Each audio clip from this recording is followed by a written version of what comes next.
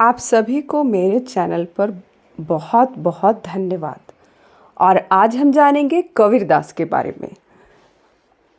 कबीरदास का जन्म 1398 ईस्वी में काशी में हुआ था और ऐसा माना जाता है कि कबीर एक विधवा ब्राह्मण के पुत्र थे, परंतु लोक लाज के कारण उनकी माता ने उन्हें लहर तारा के तरनताल के पास रख दिया, जिसे एक निसंतान दंपत्ति जुलाहा नीरू और नीमा ने गोद लिया और पाल पोस कर बड़ा किया।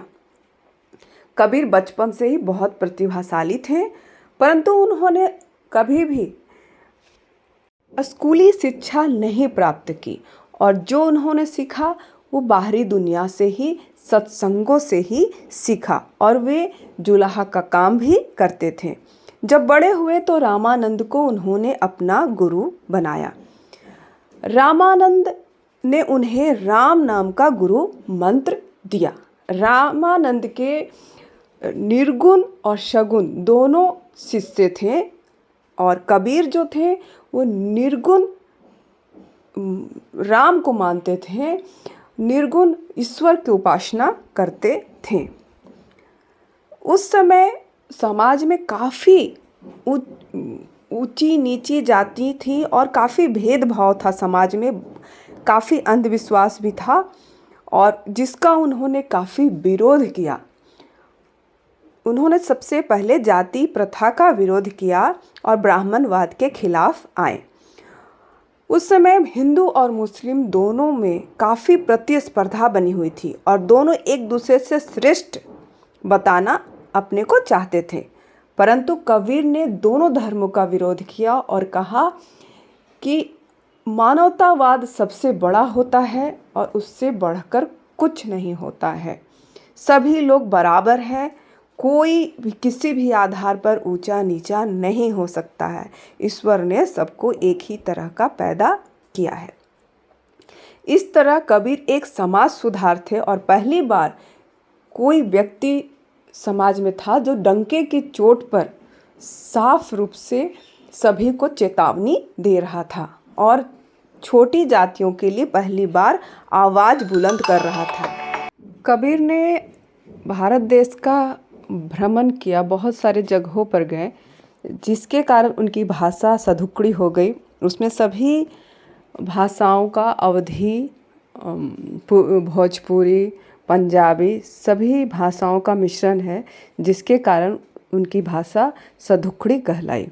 उनके समय में रविदास, मीराबाई और गुरु नानक जैसे संत पैदा हुए, जिन्होंने अपने अपने क्षेत्र में एक बहुत बड़ा कार्य किया। कबीर की वाणी का संग्रह विजक के नाम से प्रसिद्ध है, जिसके 3 भाग किए गए हैं, जिसमें रामायणी, शबद, साखी है।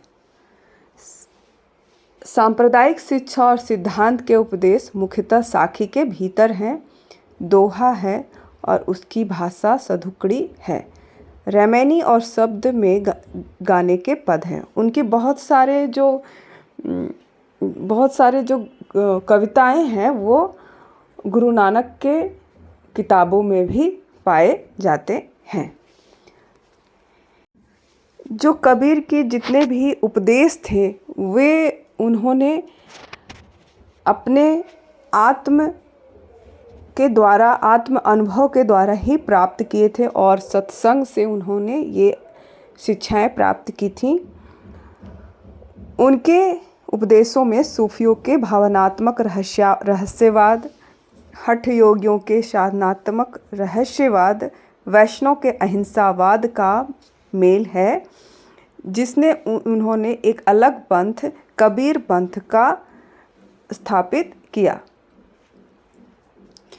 इस पंथ में सभी जाति धर्म लोगों को मान्यताएं दी गई हैं और कोई भी धर्म ऊंचा या नीचा नहीं बताया गया है और दोनों ही धर्मों, मुस्लिम और हिंदू, दोनों ही धर्मों के जितने भी कुरीतियाँ थीं उन्होंने उसको नकारा और एक ऐसा धर्म, मानव धर्म स्थापित करने की कोशिश की जिसमें सभी धर्म के लोग अच्छे से बिना भेदभाव के रह सकते हैं। कबीर पंथ के दोनों, हिंदू और मुस्लिम दोनों धर्म के लोगों के बीच मान्यता प्राप्त है। एक तरह से भारत की एकता को स्थापित उनके धर्म करता है।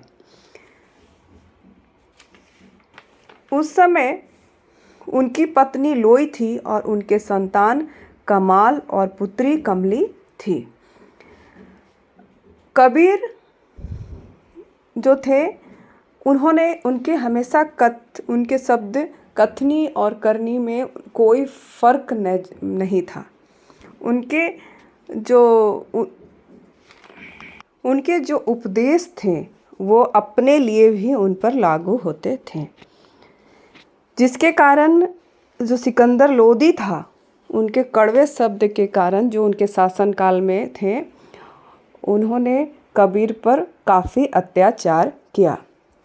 ऐसा माना जाता है कि कबीर को सिकंदर लोदी ने तरह तरह की यातनाएं दी और वे किसी तरह वहाँ से बच निकले। कबीर की मृत्यु मगहर में हुई, क्योंकि मगहर को उस समय नरक का द्वार माना जाता था। जो ऐसी धारणा थी कि जिसकी मृत्यु मगहर में होती है वो नरक को प्राप्त होता है। इसी जनश्रुति को झूठ बतलाने के लिए कबीर ने अपनी अंतिम समय मगहर में बिताए और 1518 ईस्वी में उनकी मृत्यु हुई। इस तरह उनकी कथनी और करनी में काफ़ी समानताएं मिलती हैं।